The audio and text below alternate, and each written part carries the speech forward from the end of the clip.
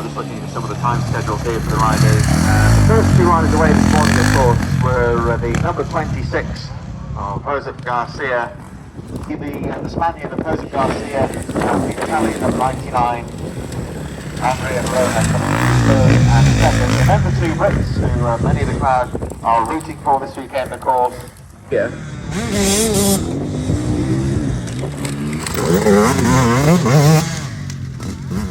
Checking the target times here for the first riders from a spectator's point of view. Should be expecting them to start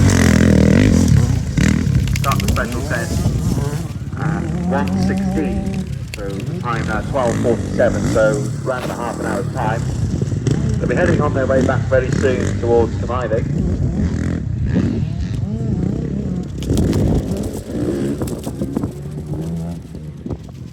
Should be through the time check number 7, heading towards our stage in about 10 minutes time. They've got 1:03 as the technical control time, so they've got to be in there within a prescribed limited time. If the riders fall behind schedule badly at all, they do incur penalties on top of their special test times.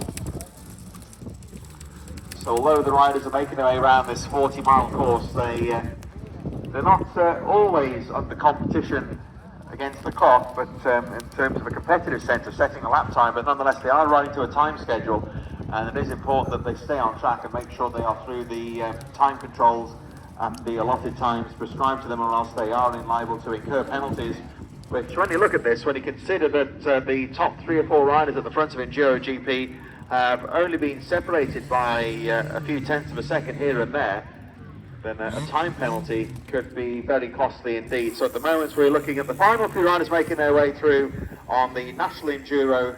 These are the final riders to complete their first lap.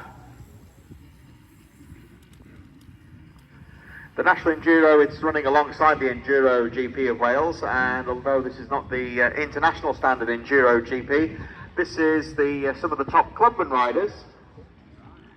Many regular names on the clubman scene in mid-Wales taking part in this national class.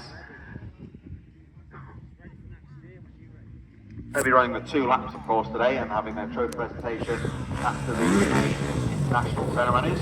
So these riders riding for getting the opportunity for clubman level riders to ride at a full-grown Grand Prix event in their own national category.